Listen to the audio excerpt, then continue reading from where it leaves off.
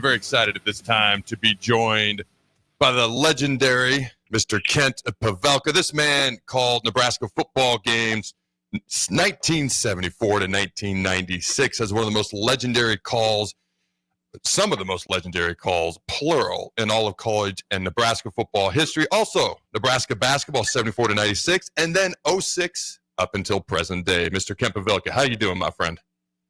Good, Adam. Thanks for having me on. How are you? Dude, life is good. Life is glorious. Talk to me about, let's talk about the season as a whole for Nebraska basketball. All right. They get a bunch of ranked wins, don't make the Big Ten tournament, rough end of the season until you go to the Crown tournament, then they win 4 straight. Talk to me about this season as a whole. You're there for each and every game. You're calling the action. What's your takeaways from this entertaining season? Well, I think that obviously getting to the Crown and winning it put a whole different taste in everybody's mouth than what you walked out of the PBA with after the Iowa win. I mean, that's just night and day. But the thing that kind of bothers me is the public perception from a lot of people, not everybody, but that this wasn't a very good team. They didn't make the Big Ten tournament, yada, yada, yada. And, close games, I know they don't mean anything, but they really do. I mean, you look at 2 shots, 2 field goal attempts, a make by an opponent in that last 5 or 6 games, and a miss by Nebraska. You got one more win, and I'll tell you, I think Nebraska's in and good enough to win an NCAA tournament game. And, then all the talk is how great this team was instead of how disappointing they were. But they put a different flavor in our mouths as a result of winning that thing in Vegas. But they're a good basketball team. He's got good talent. And now you got to restock the shelves a little bit because we're losing some good ones. Talk to me about how you think, because you mentioned the end of the season, they lose 4 or 5 games in a row to end the season, miss the Big Ten tournament. That's a lot of frustration, no doubt about it. But how was Fred able to, because they had a little bit of time off there, and sometimes a team can come back from time off better for the time off or worse from the time off. Obviously, Fred got them going in the right direction. How do you think Coach Hoiberg was able to turn things around? And they were down by 14 at one time in that Arizona State game. They were down by double digits in the championship game.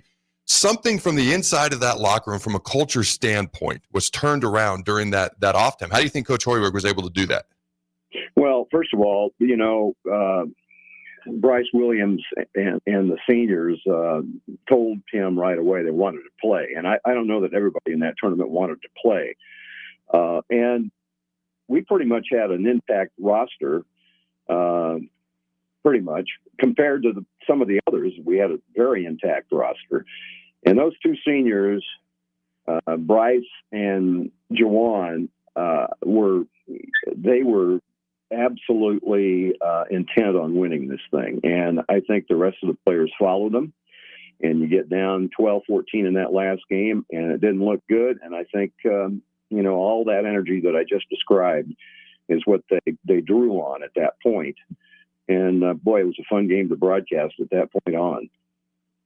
I got to ask you, Ken, too, because as we close this up with those 2 seniors, obviously they leave a big legacy here. Juwan bring that MVP home, but Bryce Williams specifically, how has his career kind of compared to others that you've covered here at Nebraska over the years? Because man, he was a joy to watch. It would have been nice to have him, all 4 years, but of course that's not how college basketball generally works these days. But man, was he a joy to watch, and just money on the line when Nebraska needed him here in this tournament. Yeah, I mean, you alluded to it. If he had been here more than 2 years, I think that he walks away with unanimous support as one of the best all time. I think he is one of the best all time. But if you play just 2 years, you don't have a chance to make that kind of impact you do if you're there longer. I think he's a pro. He's a delightful guy. I mean, I really enjoyed being around him these last 2 years, and he's as good. He's worthy of being mentioned in the consideration for the starting 5 and the all-time best Husker basketball players. I don't know that he's nailed it, but he's right up there for sure. All right, talk to me about Connor Essegian. All right, he was tied for the leading point scorer in that championship game versus UCF, him and Bryce Williams. All right, Juwan Gary had 20 points. Connor had 21 along with Bryce. Talk to me about Connor really stepping up during the Crown tournament, especially during that championship game. This is a guy who's going to be back playing for the Big Red again next year. Husker fans are going to look forward to watching him. But what do you think helped him step up in that Crown tournament, and how much of an impact or improvement do you think he can even make going forward into next year? I just think it was the tempo of the game and the way the ball was moving around and the looks he got were really, really good. He is a laser, as they call him. He is that good a shooter. And the other thing about him is I've talked to him a couple of times, and there's no question he wants to be here. And he'll be here all summer with his brother. His brother's a student manager on the team. And he's going to put in the effort to even get better for next year. But he is a laser from outside. And I think, I don't have the stats in front of me from the game on Sunday, but he was real close to tying Keisei Tominaga for the eighth most threes in a single season. And I think he did it on Sunday. So considering the minutes he played compared to Keisei, he was a really valuable piece this year, and he will be even more so next year. I could be wrong. I know Jake's got a question. I think Connor had 78, Keisei had 76. We could double check that, but I know Jake had a question. Go ahead. Oh, yeah, I know there was a concern, too, among Husker fans as the transfer portal opened during the tournament, Nebraska being out there, that they might, that might be kind of tough for Fred to do. And then we saw, a bunch of pictures of Fred on the phone on the internet, which was kind of fun. But obviously, they've done a good job. Of course, the latest bringing Jamarcus Lawrence back home. How big of a difficulty do you think that was to handle both things there for Fred while he was in Vegas? No, I think there's a lot of stress, man. But he gets paid pretty good per hour, doesn't he, Jake? Anyway, yeah, he had a lot of balls in the air, including me bugging him 2 or 3 times a day, or at least once a day to do our pregame show. But I think they weathered it. Obviously, they won the thing. I'm really excited about the names, the guys that they have committed, and they're working on some others I know that are going to be really good ads. And when you think about who's coming back, a lot of people forget Rink Mass is coming back next year. And, if you want to talk about additions to the team next year that weren't here this year, he might be the best so-called recruit that we have. I mean, he was so valuable last year. And I think with the bigs that are going to complement him and what they're going to put around him, I'm hope springs eternal. It has for 50 years for me. So I'm hanging in there with them. What are your thoughts on the 2 transfer portal commits they currently have at this point in time from Iowa, Price Sanford, and then all-MAC performer, from Central Michigan, Ugnias Juravicius, otherwise known as Ugi. I hope I came close to saying that right, but he's from Lithuania transferring here to Nebraska. What are your thoughts on these 2 guys they have coming in so far? Well, one thought I have is that you got his name down and I don't. Oh, well, I hope I'm close. I'm gonna he's Oogie to me, okay. And because if he and Buchtengill are in the game at the same time, I'm screwed. You know what I mean? Back and forth to those 2 guys. But I think look at his stats. And I looked at some video. He's a guy that can stretch the floor like Rink, and so he can shoot it. He had a really good season. I think he's going to be, when you look at what's leaving versus what he adds coming in, I think they're going to be better at the 4 or 5 spots. Price Sanford is a jewel. And I remember the game at Iowa during a timeout. I turned to Jake Muleisen and said, I wish we had one of the 2. Looked at the Sanford brothers. They're both on the floor. I said, why can't we get a guy like that, those guys? And they recruited Price really hard to bring him in as a freshman. And he's a great story. Sometime if we have time, I'll tell you about his family and the connections with Nebraska and the story that after the Iowa game he and Peyton stopped me and we had a conversation. But he's a laser as well, shoots it that well. And you forget about Frager and Jankowski,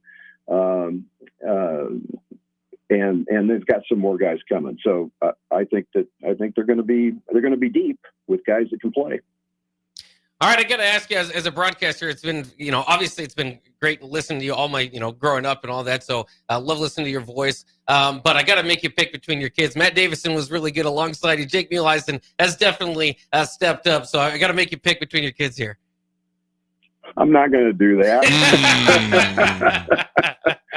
Maddie and I had a great run. I love him, and Jake is the best. And so is Matt.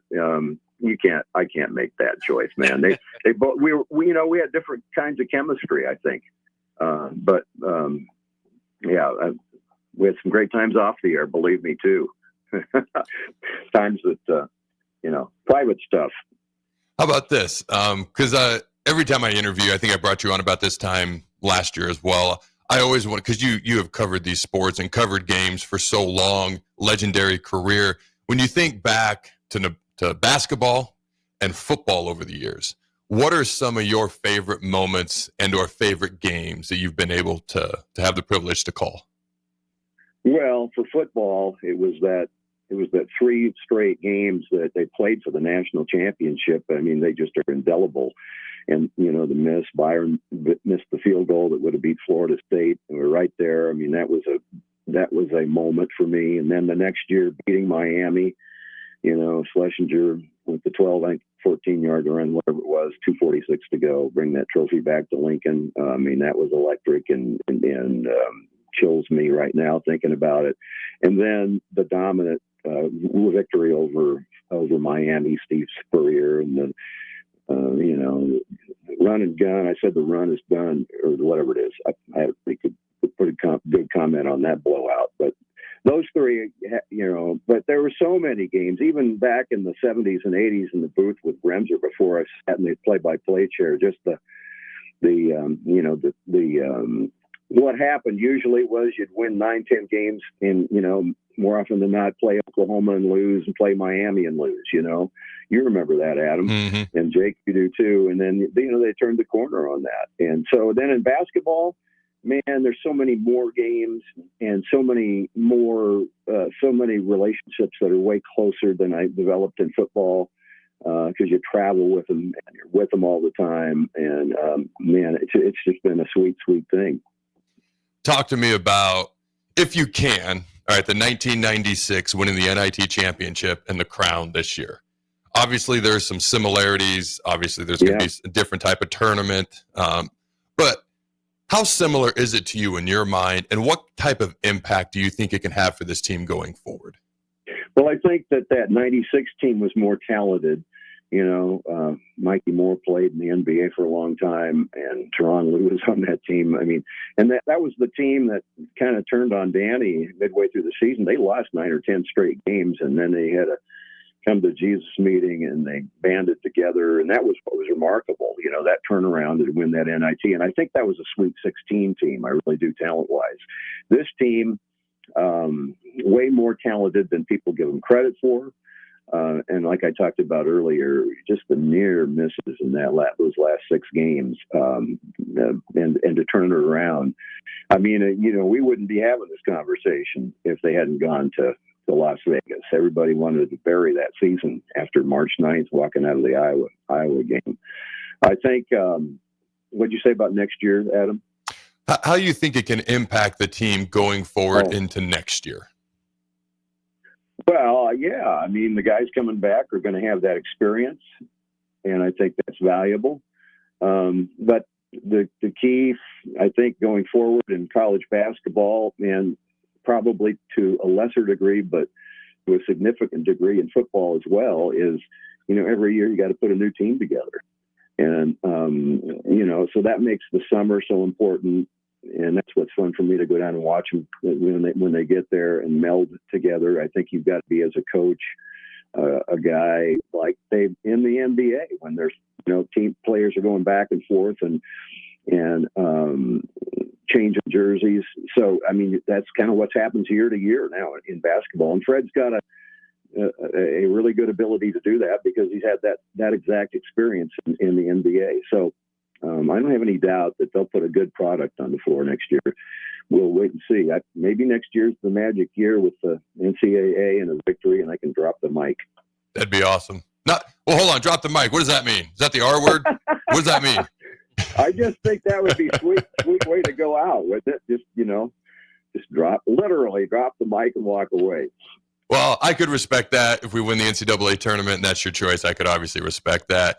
Here's one thing I got to throw out there, and then I don't know if Jake has another question or not, but how many tackles can one man break? I'm just going to put that out there. All right, Jake, you got any questions?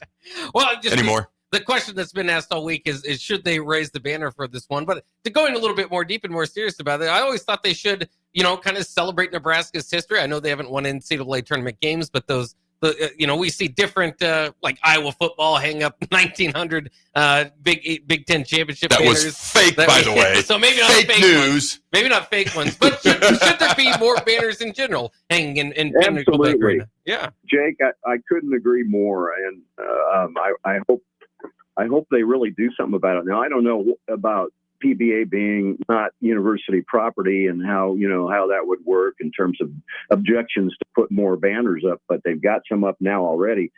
Every arena we walk into is loaded with a feel of history of the various programs in the Big Ten, and we should do that at PBA. I mean, you could have a Hall of Honor kind of thing that would be maybe just a little, recognize players that were really good contributors that maybe are a little less insignificant than the guys whose jerseys are retired.